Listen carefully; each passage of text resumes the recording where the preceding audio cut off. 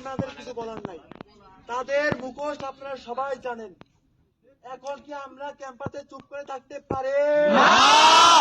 আমাদেরকে ঐক্যবদ্ধ হয়ে আমাদের প্রশাসন থেকে যত নোটিশ দেওয়া হোক না কেন, হলের গ্রুপ থেকে যে নোটিশ দেওয়া হোক না কেন, আমাদের বোনের ইজ্জতকে রক্ষা করার জন্য, আমার ভাইয়ের রক্তকে পিতা যেতে না দেওয়ার জন্য আমরা আন্দোলন করতে প্রস্তুত। আমরা সময় দিতে প্রস্তুত। ভাই, আপনি যদি আজকে রুমে বসে থাকেন, ধরেন আপনার অন্য একজনের মা বোনের ইজ্জতকে আমরা হরণ করছে, আপনি যদি বসেন যে তার মা বোনের ইজ্জত হরণ করছে, আমার কোনো সমস্যা নাই। যেদিন আপনার মা বোনের ইজ্জত হরণ করবে তখন বলবেন ওই দিন যদি আমি প্রতিবাদ করতে চাইতাম তাহলে আজকে আমার এই অবস্থা হইতো না। প্রশাসনের ভাইদের কাছে আমাদের কোনো কথা নাই, তারা আমাদের বন্ধু। তাদের ছেলেপানো লেখাপড়া করে, আমাদের ছেলেদের ছেলেপানো লেখাপড়া করে, তাদের সাথে আমাদের কোনো তাদের সাথে আমাদের কোনো বিরোধ নাই। আমরা এখানে অধিকার আদায়ের জন্য দাঁড়াইছি।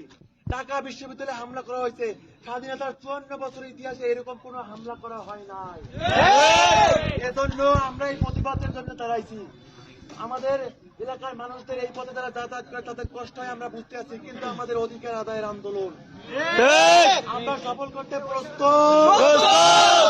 আগামী দিনে যে কর্মসূচি দেওয়া হবে আমরা সময় দিয়ে সেই কর্মসূচি সফল করার জন্য আমরা প্রস্তুত। ইনশাআল্লাহ আমরা চেষ্টা করব এই বাংলাদেশের মাটিতে পোটা পোটার কবর দেওয়ার মাধ্যমে আমরা মুক্তি পাবো ইনশাআল্লাহ। কে কে পোটা পোটা কবর দিতে রাজি আছি?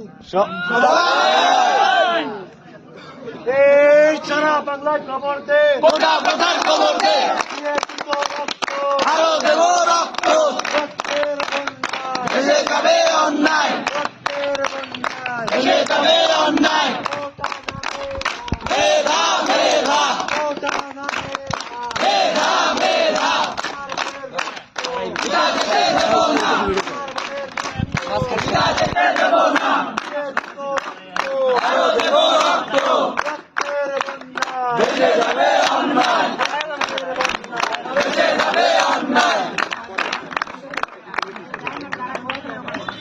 আচ্ছা, সবাই শুনি। প্রথমে সবাইকে অনেক ধন্যবাদ আমাদের আজকের এই ছোট্ট আন্দোলনে সামিল হওয়ার জন্য। পাশাপাশি আমাদেরকে এই জিনিসটা মনে রাখতে হবে, আমাদের ভাইয়েরা অলমোস্ট 14 দিনেরও বেশি সময় যাবত কন্টিনিউয়াসলি আন্দোলন করেই যাচ্ছে, মার খেয়ে যাচ্ছে। আমরা ওই তুলনায় আমাদের এখানে কিছুই হয় নাই, তাও এটলিস্ট আমরা দেশের এক পাশে আছি, এটলিস্ট যতটুকু করতে পারছি কেন। এখন ভবিষ্যতে মানে কি কালকে অথবা পরশু দিন, যদি আমরা জানি না দেশের পরিস্থিতি কোন দিক চায়, হ্যাঁ, কিন্তু আমরা এই আন্দোলনের সাথে আছি কিনা? ঠিক আছে, তাহলে আমরা যখন আবার যদি এরকম কখনো দরকার হয় আমরা একসাথে থাকবো, ঠিক আছে? এখন আমরা আর খুব বেশি দেরি করবো না, তবে শেষে আমরা এখন একটা মানববন্ধন করবো। মানববন্ধন মানে কি? সবাই একসাথে দাঁড়ায় থাকবে, ঠিক আছে? দুই পাশে না, এক পাশে করলে বেশি লম্বা হবে।